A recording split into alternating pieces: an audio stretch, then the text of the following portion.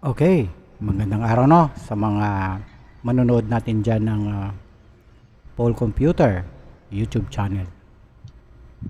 Ang tanong, no, paano gumawa ng free energy generator na gamit naman ang magnet, yan, permanent magnet, okay, at saka yung fan or LEC, no? Bali yung blower fan ng computer yung ginamit ko dyan. Okay, pero syempre tinanggalan ko na siya ng magnet doon sa loob para hindi mabigat na pag pinaikot siya ng kwan. Okay.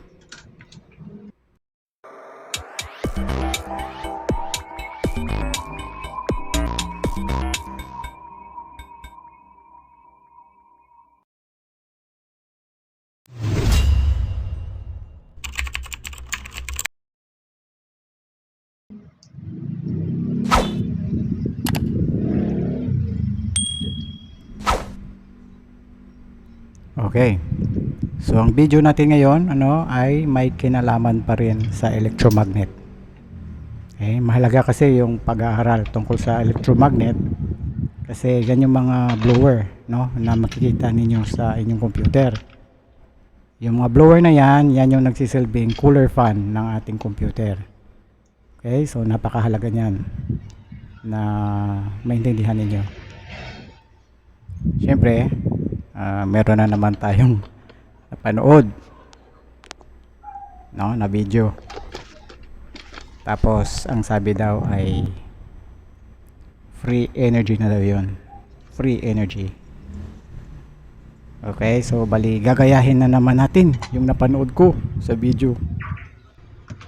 Ang kulit eh. Sinabi ko na ang electromagnet, okay, laging tatandaan, ilang beses ko tong sasabihin sa mga video na gagawin ko, no. Ang electromagnet ay pinapagana yan ng electricity. Okay? Umpisa na natin, no? So, yan yung mga kakailanganin natin. Okay? So, ballpen, no? Yung kailangan lang natin dyan, yung kunya, yung yan, no? Tapos, PDX na wire, no? Babalatan ninyo, syempre. Okay. No, so bali yung PDX na wire, no, i-kuha ninyo, papasok ninyo dyan, no, tapos ikakabit natin yan sa LEC ng blower fan na yan. Okay, no, kasi yan yung nakita ko sa video eh, no, gagayahin natin. Okay, so ganito yan, no?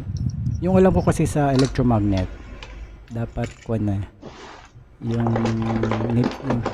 yung nilalagay dyan, dapat dapat metal rod, magnetic. Eh kuha yan eh, pure copper yan, hindi siya na magnet. Okay, yung pure copper hindi siya namamagnet, pero yan yung nakita ko sa video eh, yan yung ginawa. Okay, so bali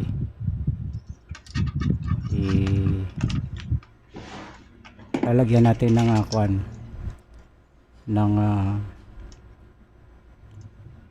ng glue gun, lalagyan natin ng glue stick, no, para ikabit siya. Okay,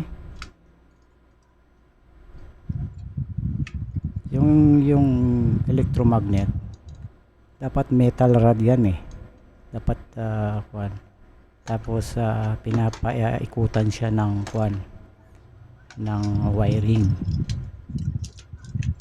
Yan yung totoong electromagnet.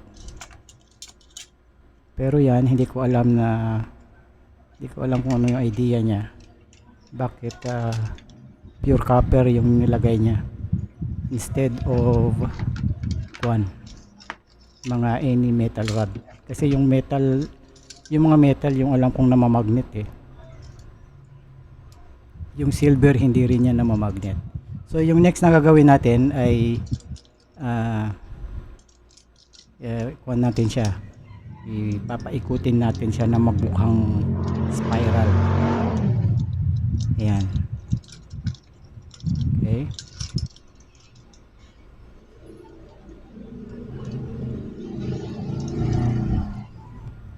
Forward siguro muna natin yung video, no? Okay, sandali lang. Yun. Para hindi kayo mainip, no? Enjoy the show. Yan. Spiral na, oh. Mukha na siyang spiral.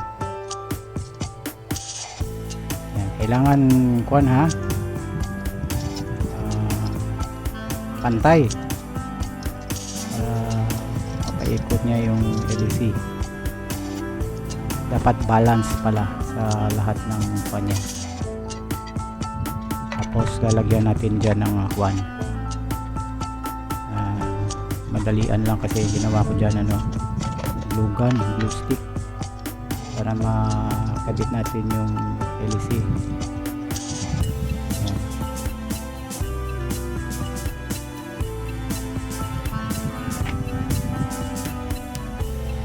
So, tatanggalin muna natin kasi papasok natin siya doon. Okay. So yan, pinutasan ko na, no? Para i-screw natin siya dyan sa kahoy.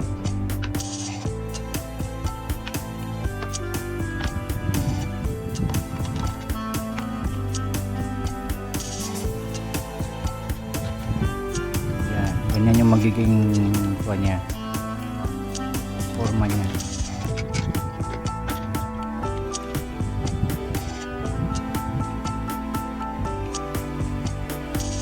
Ginamitan ko na lang ng glue gun.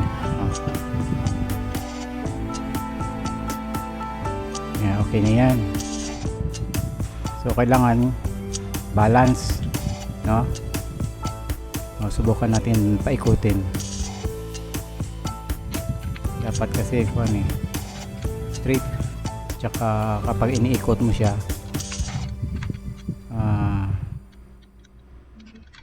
balance. Yun pa, hindi pa, may part na mababa tapos mataas. Ayusin natin.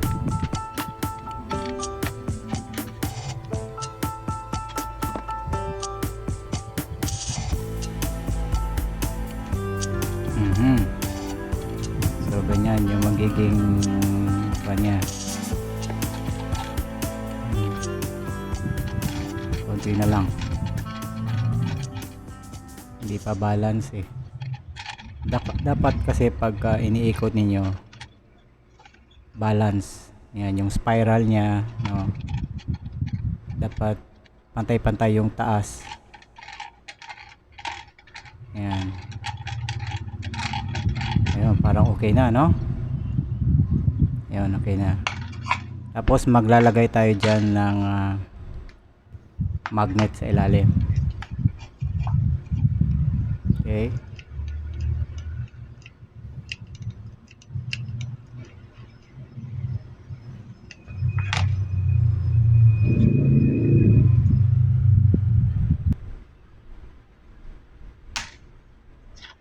Yan. So ibig sabihin, no, yung part na dumidikit,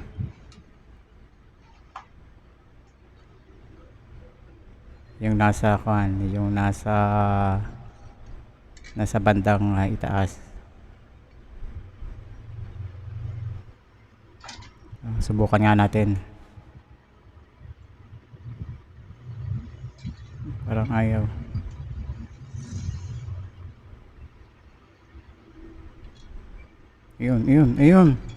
Ayun. Umikot siya. Pero mabagal lang, no? Yan. Yan.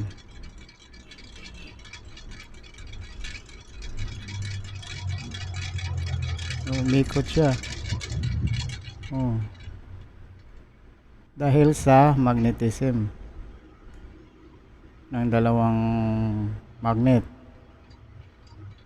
Yun, napapaikot niya.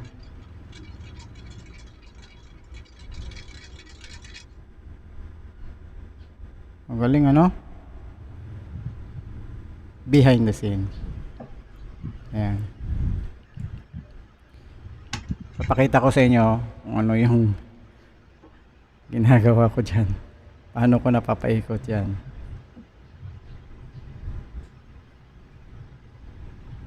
No?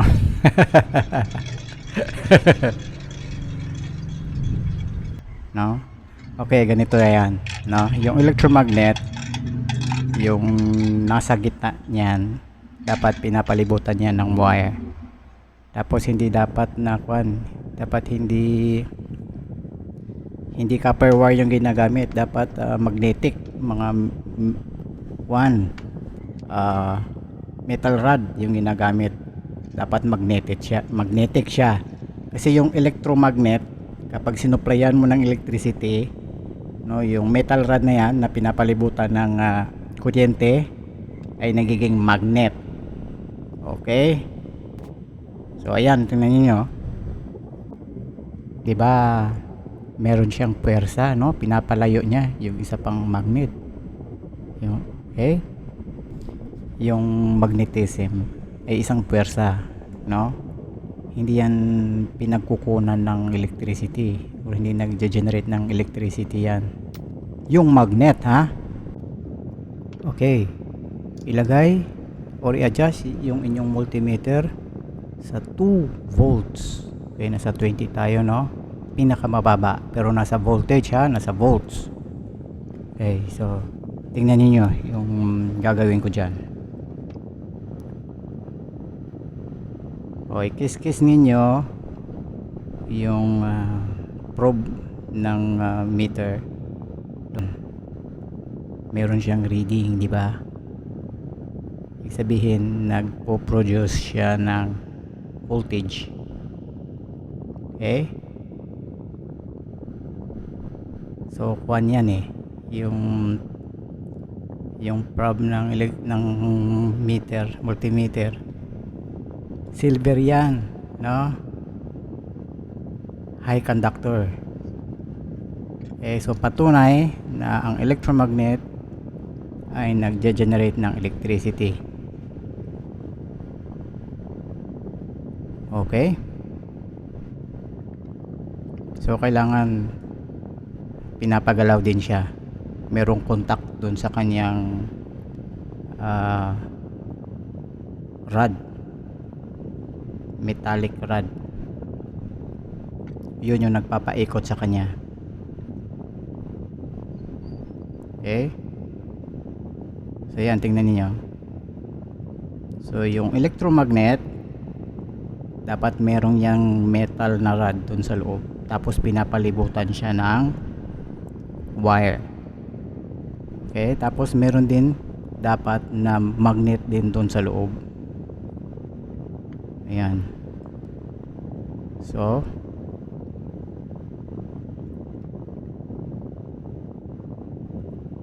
kapag kailangan meron kasing human force para makapag-generate siya ng electricity. Yan, pwedeng human force or pwedeng force of nature. Yan, yung hangin. Naniniwala ako na yung electromagnet pwedeng mag-generate ng electricity. Pero nangangailangan siya ng puwersa ng tao or force ng nature para mapagalaw siya, para gumana siya. Okay, dalawa yon. Ang electromagnet ay pinapagana ng kuryente. At the same time, yung electromagnet nakakapag-generate siya ng electricity, pero kailangan merong magpapagalaw sa kanya. Okay? Sana ay meron kayong natutunan, no? At mas lalo ninyong naintindihan kung paano gumagana ang electromagnet. Okay, maraming salamat sa inyong panonood at hanggang sa muli naman nating pagkikita. Bye bye. Yung magnet. So hindi pwede, no? No, hindi pwede. Hindi pwedeng mag-generate siya na ganun-ganun lang, walang electricity na pumapasok.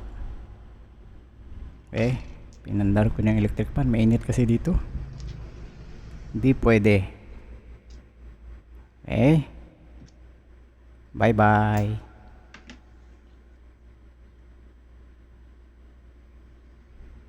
Ayos.